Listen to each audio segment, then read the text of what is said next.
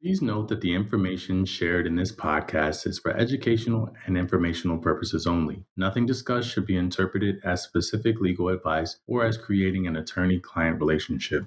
If you have questions about your organization or situation, we encourage you to connect with your own local counsel.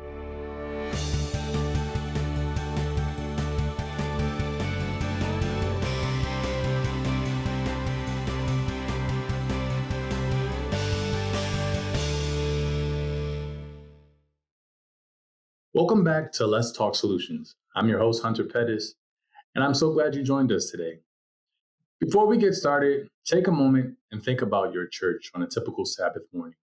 Children headed to Sabbath school, greeters are at the door, the worship team is preparing, elders are welcoming members in. Ministry is happening in every corner.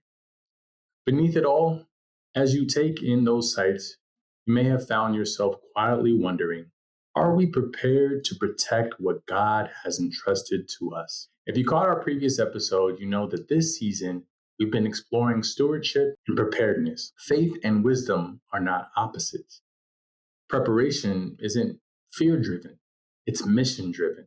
Today we're going to talk about what it actually looks like to build a safety program for your church, so you and your congregation aren't simply reacting to emergencies when they happen. Instead, you'll be building a culture where safety is a given. Church members are looked after, ministries continue to thrive, and your church's mission can continue uninterrupted.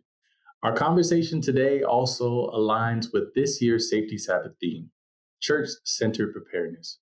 For those of our audience who are unfamiliar, Safety Sabbath occurs annually on the fourth Sabbath of March and highlights the importance of strong risk management strategies and encourages Seventh-day Adventist churches to participate in a safety drill or conduct a safety assessment.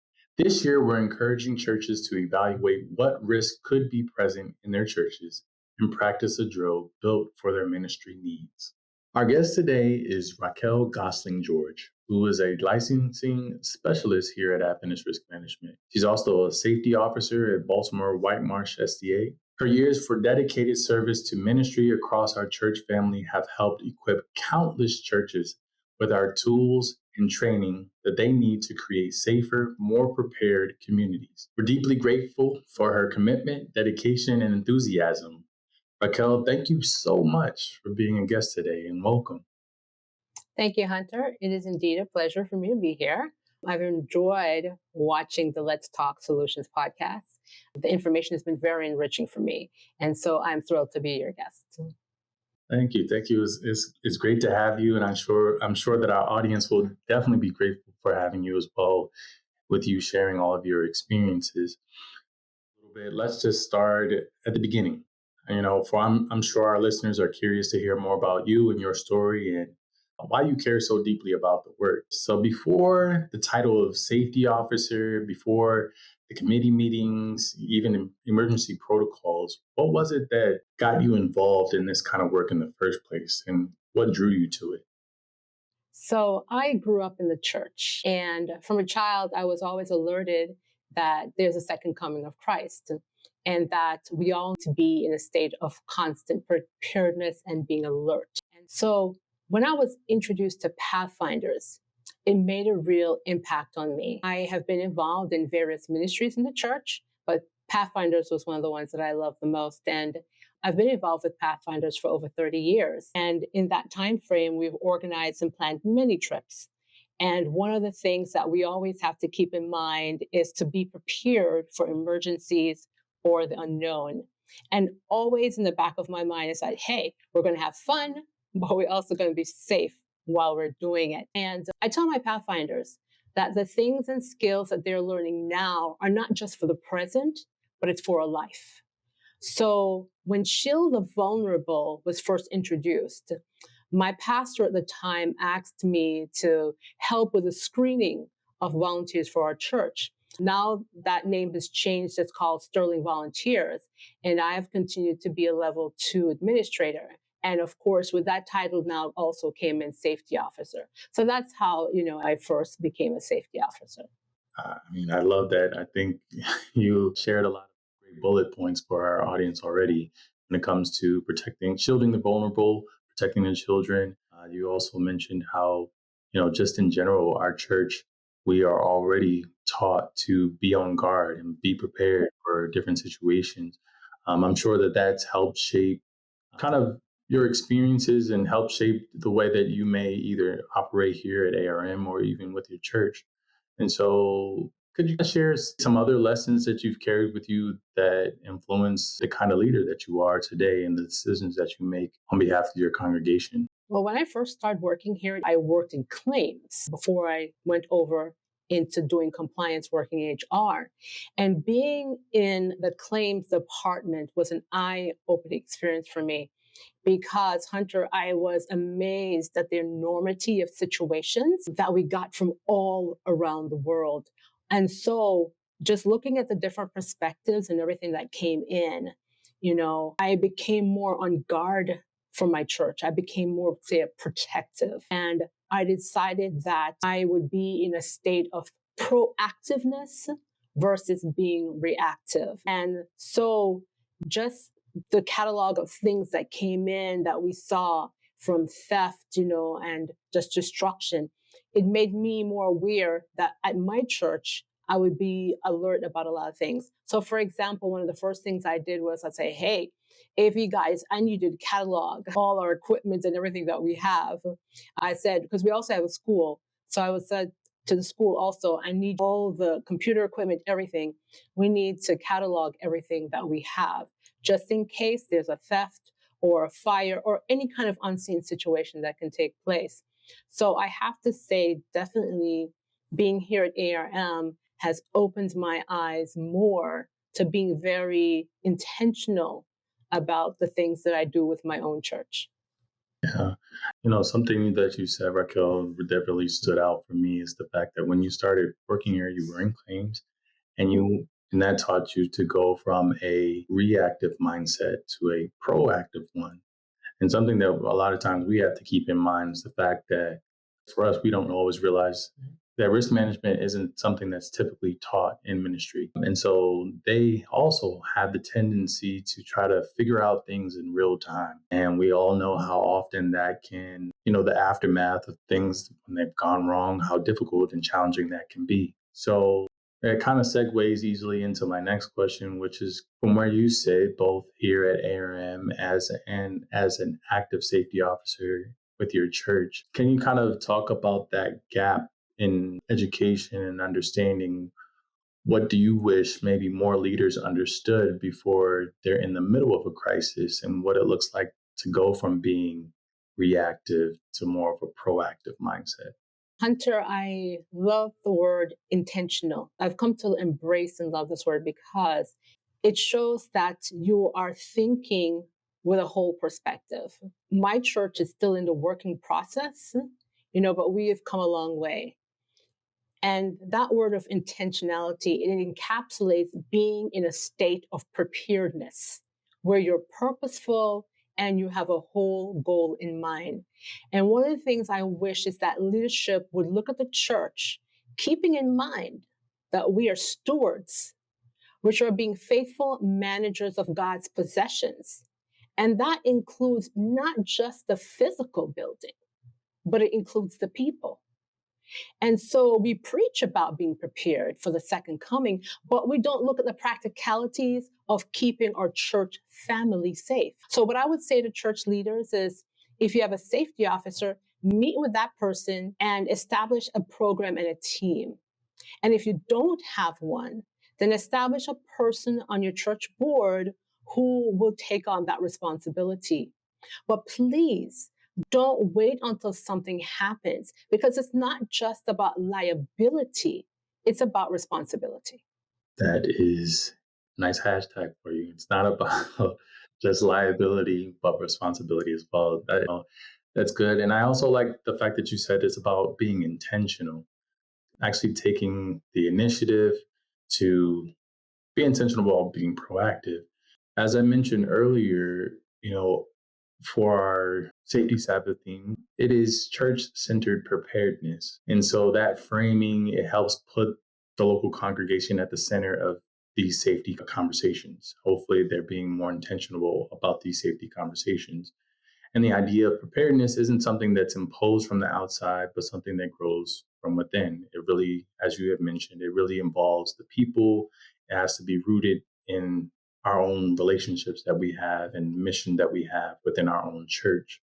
So developing and growing and nourishing a safety culture begins with ministry in the local church. So an easy question for you is just when it comes to church-centered preparedness, what immediate needs come to mind relative to, let's just say for your church, but I know for our listeners, they can easily probably apply some of these things to theirs as well. Hunter, church-centered preparedness relative to my church means developing a team where all aspects of ministry are involved. For me, I look at it that, if you're to achieve success, it's like all parts of the body, your legs, your hands, your feet, have to be active. And so for me, I take that out to the church. And a part of safety means that the pastors, the elders, the deacons, the deaconesses, communication, youth ministry, health, possibility ministry, and security have to be intricately involved. The right hand has to know what the left hand is doing. And so currently, my church has formed an emergency response team, which includes all the necessary ministries, like some of the ones I've mentioned, that need to be involved in all emergency situations. What we've done is make sure that everybody has been screened and gone through the Sterling volunteer process. And what we're getting ready to do is put that emergency response team into action. I love that. I think ultimately, well, out of what you're sharing with our audience, it shows that you're in a very unique position. A lot of times I guess in previous episodes, I like to mention when we have someone who's from ARM, but also a dedicated volunteer at their local church is kind of like an insider, for lack of better words, because they can see all of the claims that come through, all of the information and resources that we develop internally, but it can also easily stand in that gap and share a lot of this information with their own communities so that they're also prepared. And so I'm sure that Baltimore White Marsh is very grateful for having you because you're able to have those honest conversations with your pastor and anyone else who's on the safety committee team. And you're able to share the resources and recommendations. So some things, not every church has that ability because there's only a limited amount of employees that actually work for ARM. When we are developing these resources and we have these recommendations and you look at it on paper, sometimes it seems like it's a lot more feasible from our perspective, especially I could say even from working in the risk control department.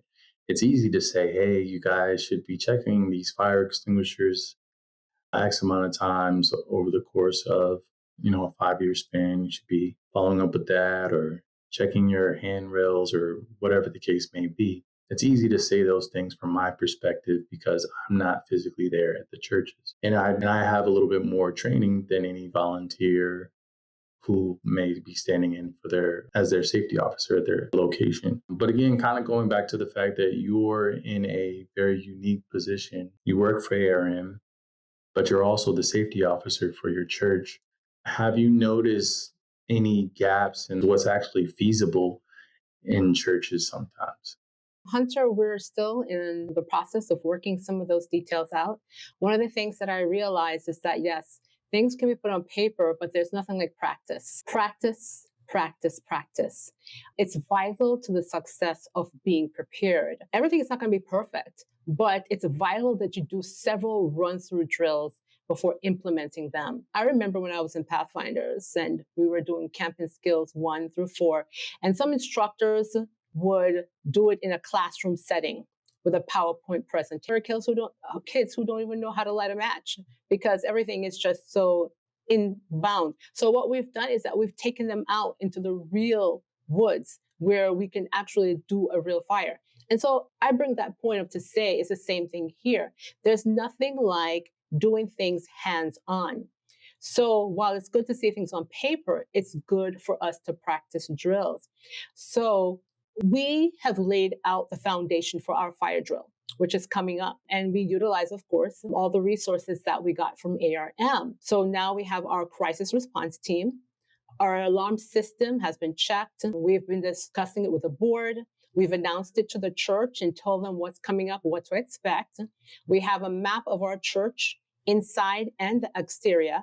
And we have all the evacuation exits labeled. And we have the necessary vests. And we'll be practicing the necessary steps for the fire drill in the next coming weeks. We also know that we will be evaluating a before and after the drill to make sure that it gives our drill some kind of effectiveness and to make sure that we look at the performance.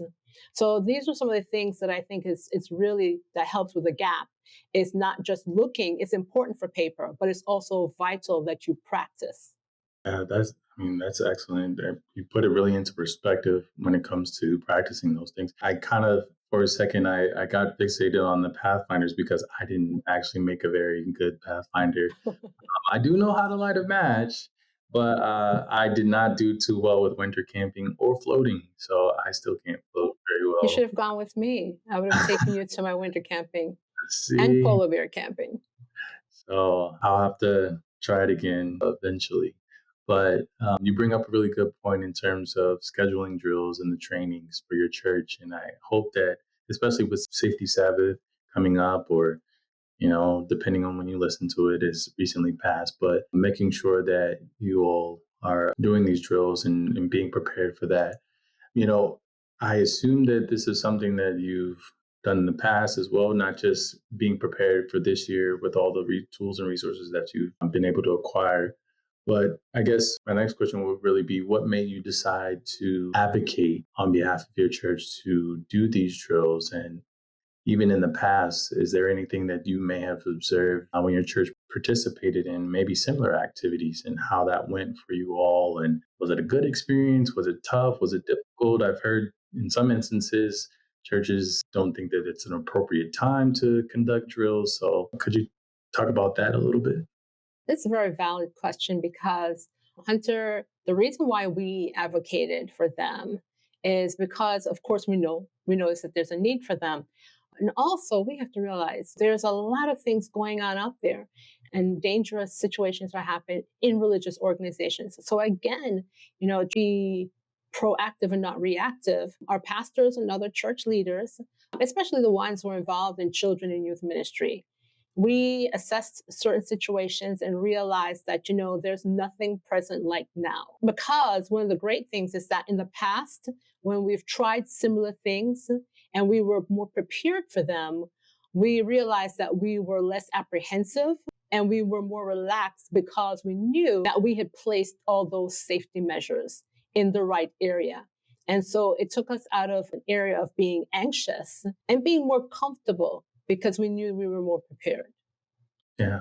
Yeah. It sounds to me like you've got great momentum going. It's not just once a year thing. It's not here and there kind of thing. It's, you're going back to the word that you used earlier. You're being intentional about being proactive. After the drills, you continue to have other plans in place to make sure that you're going through the proper protocols, to make sure that you're screening your volunteers and things of that nature. So that makes it easy for me to just kind of wonder, what would you recommend, or how do you help churches avoid becoming stagnant? Because it's easy to narrow this down to a single event. Okay, great. We participated in Safety Sabbath.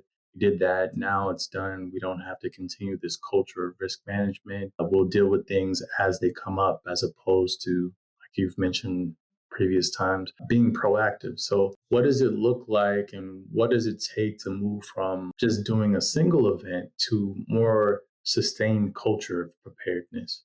It's vital. Like I said before, Hunter, disasters and emergencies don't ever stop. So why should we? That's the way you look at it. Why should we? Safety Sabbath is an awesome thing because it's a program that helps our congregation gain the tools and the education that it's necessary to have vital safety drills. And my church has decided that the safety is not going to stop just at Safety Sabbath. What we have done is that we've divided emergencies into the whole 4 quarters of the year. So the first quarter, we said we're going to focus on fire drill safety. The second quarter, we're going to focus on active shooter drill safety. The third quarter, we're going to focus on missing child. And the last quarter, we're going to focus on natural disaster, the related safety. And we're going to put them into practice. And we're going to make sure that they're implemented. One of the things that we have realized is that we need to create standard operating procedures so that the plans have a longevity. It doesn't stop with a safety officer there now or the next person, but it's something that's put into our church so that whoever is there with leadership, it continues on. Because like I said, again, the world is dangerous and we have safety, but that's when we help create an area of safety.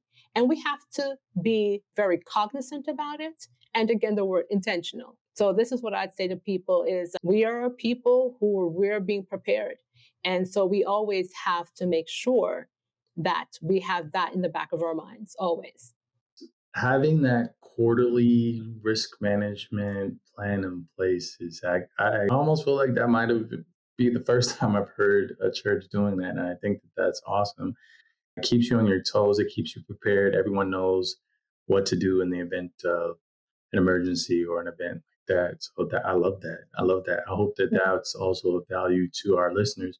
Now, the caveat, and I'm probably going to share this one just on behalf of our listeners, because I'm sure that there's individuals who might be listening, whether it's a pastor or a church leader, and they're thinking, man, I know we need this. I know it's great. It's doing the fire drills, doing the screening. I mean, I get it. It makes total sense.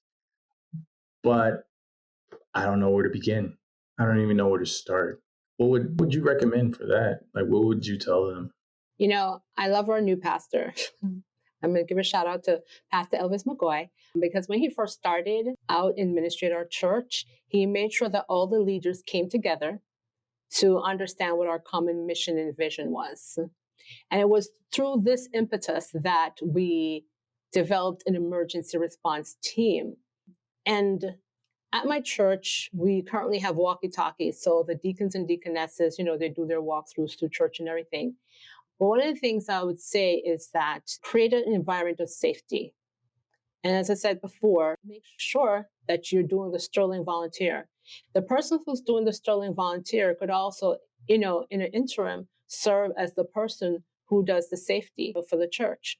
So don't feel that it's something that's outside of the reach. It should be a part of your in-reach because, listen, we are a church that we make sure that we have to reach to the outer world. Evangelism is at the heart of what we do. In order to do this, we have to create a world for ourselves of safety inside so that we're safe. We feel safe in what we do. So I'd say make sure you understand that it's vital. Make sure that everyone in your church is getting involved, because I'm sure they already have people who have these ideas in mind and are just waiting for somebody to bring it out in them. So make sure that you lock into the people who deal with safety. Every time you have adventurers or a Pathfinder ministry or any youth ministry, an AYS ministry, and they're going out to do anything, they have to sign release forms. So you already have things in place that are there. You tap into them and bring them into a kind of teamwork. So I'd say that the information is there. And not only that, but here at ARM, we have great safety resources. If you go to adventistrisk.org and you navigate over to the safety resources area, you can tap into all the resources that are there for all the training that you need. One of my favorites also is there was a YouTube that we had that gives you step-to-step guide on how to set up child protection and emergency preparedness. Our communication department here at ARM does a wonderful job at releasing these resources. So you're not left alone that if you need to know how to go about doing it, because we're here to make sure that we're taking care of your ministry. So the information is there. Just reach out to us and tap into it, and you'll have all the necessary resources that you need. I couldn't have said it better myself. I think that puts a nice bow on it. Like you said, ministry really is at the heart of everything that we do. Raquel, honestly, Safety is ultimately an act of love. Yeah. You know, a lot of times we relate risk management to good stewardship, but I mean, it is truly an act of love, love for the people God has placed in our care.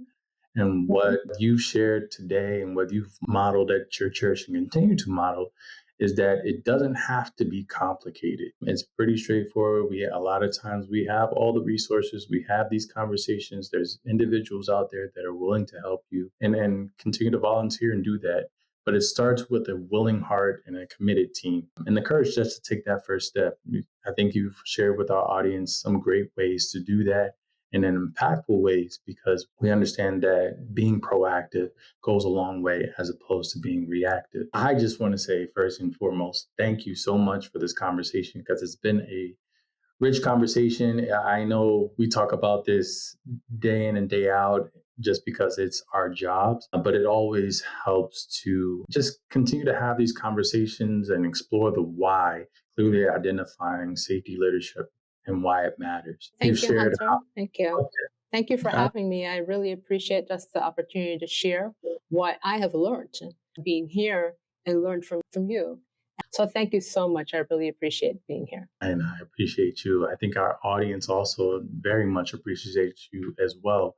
I mean, they've heard how preparedness must fit the unique context for each church. It varies from church to church, but we've seen how partnership between pastor and safety officer strengthens both culture and mission. At its core, safety isn't about policies, it's about people. It's about recognizing that every child, whether they're in Sabbath school, every greeter who's at the door, every member in the pew, is an invaluable, irreplaceable part of God's family. So I have been fixated on this word for our entire conversation, but it's about being intentional. When we operate as one church family, we are stronger together.